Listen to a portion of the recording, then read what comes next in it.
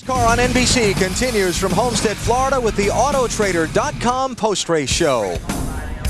Exciting finish to the Pennzoil Freedom 400. Bill Elliott taking the lead from his teammate Casey Atwood with 5 laps to go to score his 41st NASCAR Winston Cup Series win.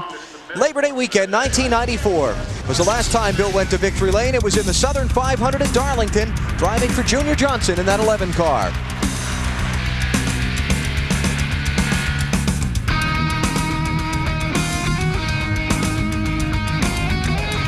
For Bill Elliott, it's been a long time, a lot of wonders. If at 46 years old he could still get it done. Bill Weber, the answer is yes. Well, on Veterans Day, one of the most popular veterans in the history of NASCAR Winston Cup racing is in victory lane here at Homestead, Florida. Congratulations. This is the kind of day that you have fun. Come on, guys, pinch me. It's just like Friday.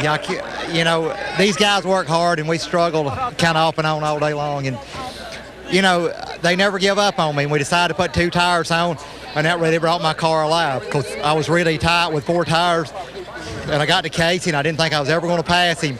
And I finally got him loose enough down there in 3 and 4 that I was able to drive on by. If the caution had not come out, could you have caught him? I'd have never caught him. I was only getting him about 1/10 or 2/10 a lap, and there was too many laps left to go.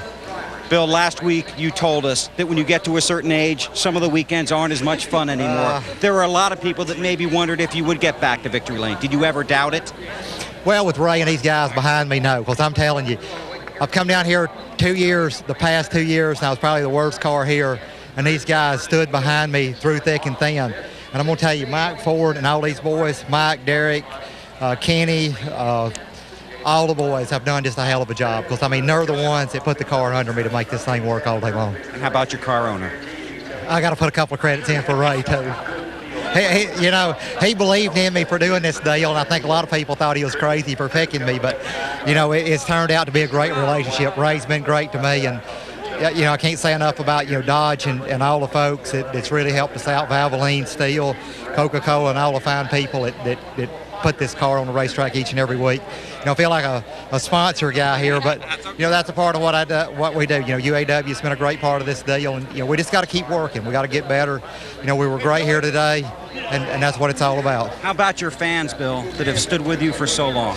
Well, it's been a long dry spell, but, you know, several weeks ago I won on a dirt track. I come here and I won today, so I've learned something. Congratulations. Welcome home to victory lane.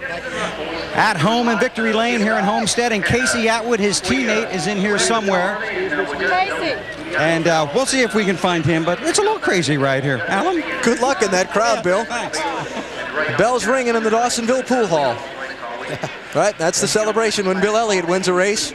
They rang it a couple of weeks ago when he won that dirt track race. I'll bet it's ringing right now in North Georgia. What a scene.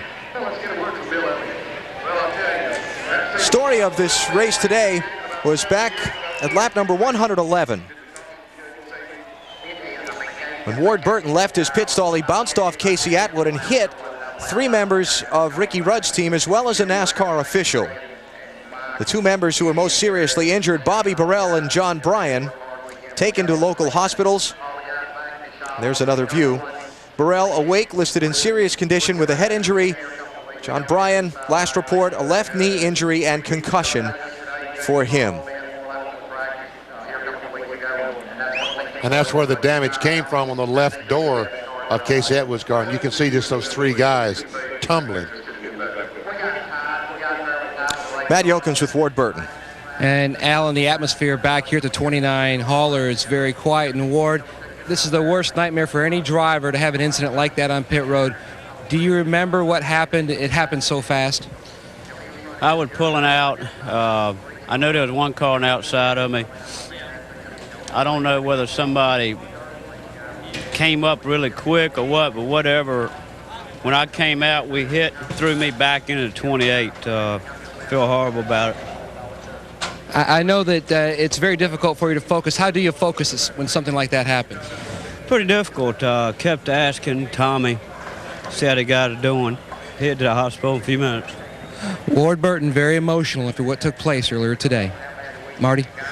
Well, Matt, Doug Yates just got a phone call, and what's the latest update from the hospital, Doug? Well, the latest is Robert is at the hospital with Bobby Burrell, and Bobby is they're taking care of him there. They think he has some head injuries, and they're in touch with Bobby's family, so they know, and they're going to get Bobby's family down here tonight. But he's in good care with the doctors, and I think everything's going to be okay there. Ricky did not want to talk.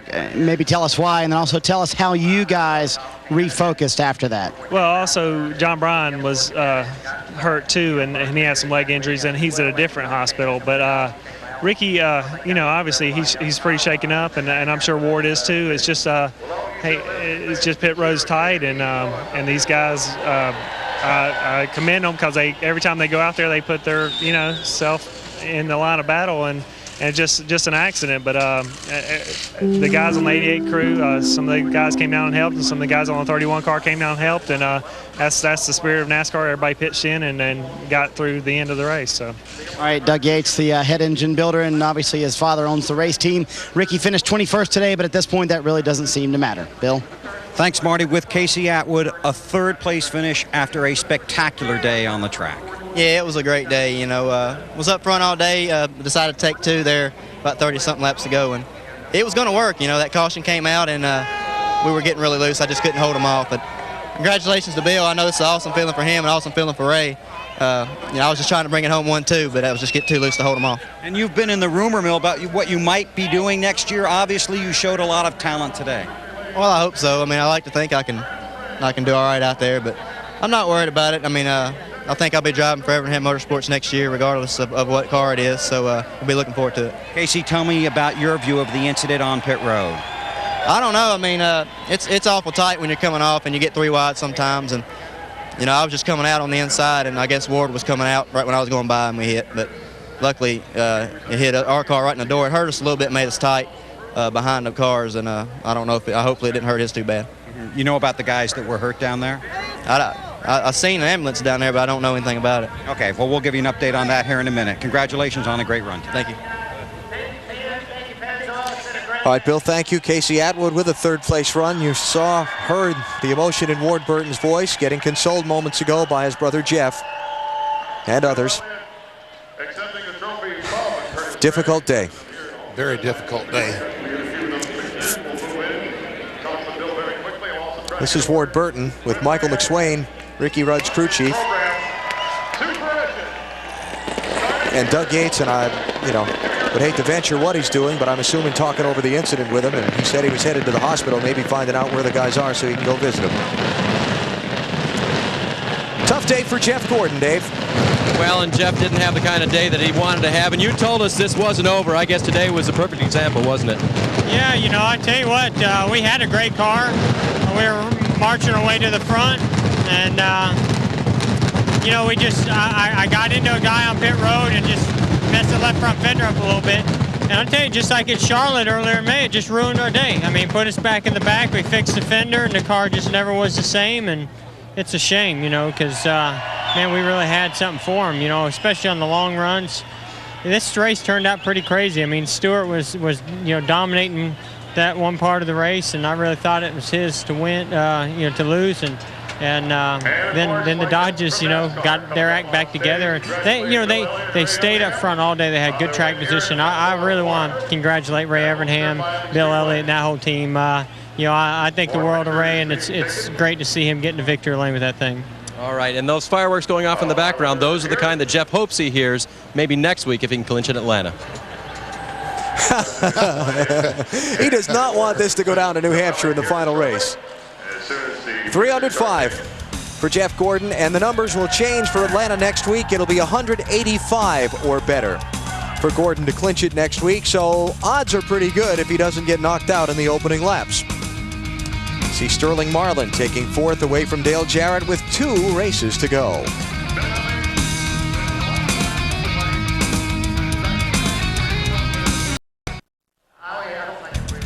Here are the final results from today's Pennzoil Freedom 400. Bill Elliott with his first win of 2001. Michael Waltrip, congratulations, Mikey. A terrific run for you. Dave Blaney back in the 6th position. Top 10 for Jason Leffler. Good run for Jason. And Jeff Green, a 9th place run. Terry Labonte, one of his best runs of the season. Little bright news there for the two-time champ. See the two Wallace brothers, 12th and 14th. Earnhardt Jr. fought back from a lap down earlier to finish 15th. Kyle Petty, 43rd to 16th, and Tony Stewart wound up 19th. Tough deal. See, 25 cars finished in the lead lap.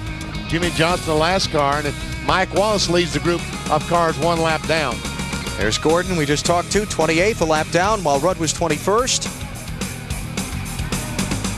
Extremely low attrition in this one. Only one car of the 43 starters failed to finish. And that was Stacy Compton, who went out with an accident at lap 222. Next weekend, it's on to Atlanta. Starting on Friday with Bud Pole qualifying. You'll see that on TNT at 3 p.m. Eastern Time. Saturday, the ARCA Series in their season finale. The ARCA 400 at 1 Eastern Time on TNT, followed by NASCAR Winston Cup final practice. Then next Sunday, it's 12 noon Eastern Time, the Napa 500 on NBC.